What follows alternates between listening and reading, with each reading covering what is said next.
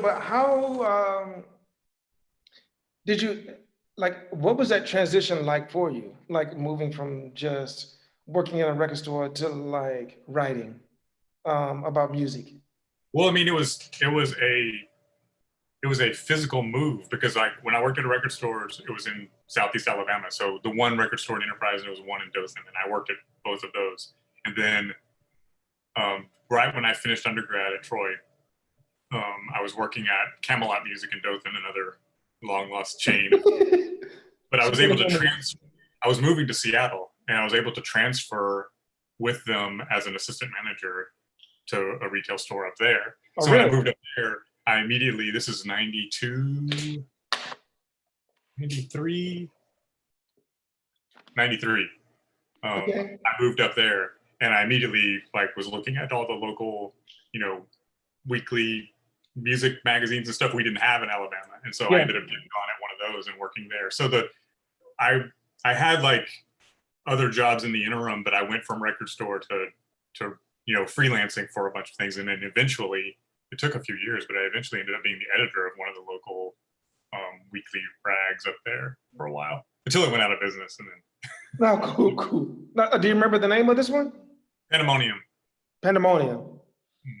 No, cool. So like going from But a lot of it was like a physical move to a place where those opportunities were available. That wasn't ever going to happen in Alabama. Oh no, I as a fellow Southerner, like I completely You could do it in Atlanta, but that would be creative loafing in Atlanta would have been the comparable publication that I worked for. Yeah. Actually, I do miss creative loafing. I do have to admit that at some point there was like another one that wasn't creative loafing that I actually did write for a short bit. But that was like so long ago. It was this one called Southeast Performer or something, where it's pretty much a whole bunch of like indie bands in the Southeast region, basically. Right. And I wrote like just like a couple of like basic like reviews, but I kind of took the other route and started to like focus on like making like my own music, basically. Yeah. So I never went that far. But yeah, it's funny the way that like those things worked. Like there's a part of me that feels like that I should have moved to either New York or LA or something like that when I was younger. Um, but of course, just like thinking about like now, the possibility is like a little bit different. Of course, to be like physically somewhere is much better, but I think just because of like the whole like internet thing does make it a bit more viable in some cases to um, it makes it a possibility to like be able to do it like online or so. Right. Basically. The other thing that I should mention about that transition is that before I worked at record stores, I started making zines.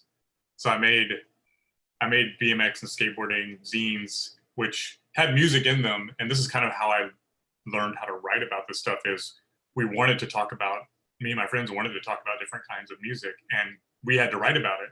And that's part of, I just wrote the preface to the next Follow for Now, the volume 2. And I basically answering the question, my brother-in-law asked me like, why do you do all this stuff? He was like trying to figure out why I wrote books and why do I, and so I was trying to answer that question. And part of it goes back to the zine making.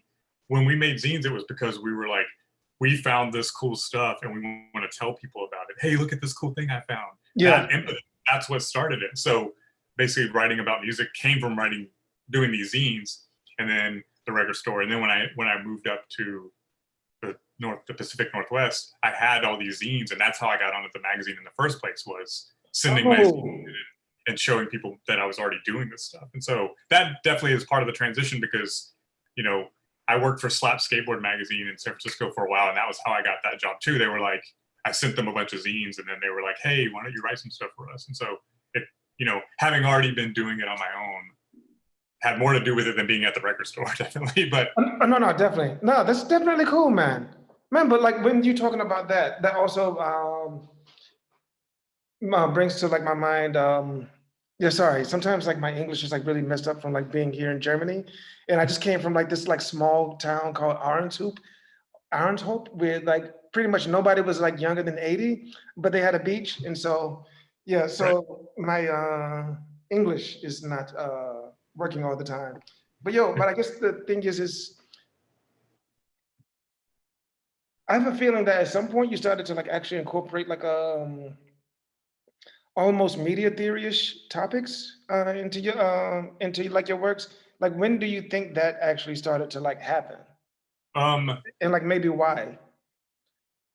No, let I me feel see. bad. I feel bad because I feel like I'm interviewing you, and I didn't want to interview you, but like, uh, yeah, but yeah, I actually got interviewed about this specifically. There was a time in the late 90s after that the magazine I worked for went out of business and I started working online. I had my first web job.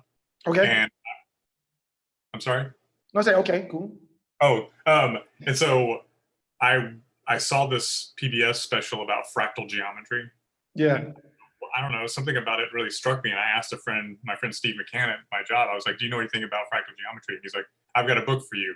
And he gave me James Gleick's Chaos, which was about chaos theory. And so I started reading that, and that just blew my head wide open. I wasn't a reader back then. I don't know why, and I think about this all the time because I I always wonder what my life would be like had I been a reader. I mean, I'd read books, but when I read that book, I have not stopped reading since. And so it's for the past 25 years, it's just been like constantly I'm reading all these books. That's what got me into media theory, and that's what got me into. I went back to school and got two communication degrees and all of that. But the media theory definitely came like in the early 2000s because when I read Chaos and I started reading about physics and math and I didn't know what my head was just wide open. I didn't know what I was going to be interested in. I finally settled on Marshall McLuhan and media theory. I was like, this is the stuff because something about it connected really well with all of the things before. And so that's where, you know, all the hip hop theory, all the theorizing and all the stuff comes from. It's like music plus media equals all the stuff I'm doing now. So no, honestly, yo, this is exactly the way that I kind of like really feel about it. Like I was kind of somehow I ended up like settling on like media theory being like a very um yeah, strong like interest. Like mm, I I was trying to keep from saying like McLuhan when I was talking about it because I feel like it's like the thing that everybody kind of like goes to. yeah, But at the same time, it's like a very yeah relevant I thing. feel no shame about McLuhan. Yeah, yeah. I mean, because in the back of my mind, I'm always thinking about this idea of please forgive me, I'm gonna be paraphrasing this, but the Okay. idea of like a visual cultures, audio cultures, and text-based cultures, Mhm. and like the sort of way that you take in this information and the way that this information is kind of shared and transmitted, and like the way that it actually like what effect does it have on on the people individually.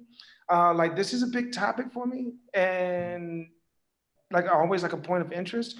And this is why I was kind of thinking that's why I thought you were going to go into that direction when you were talking about you were working on the web and thinking about like how information is distributed.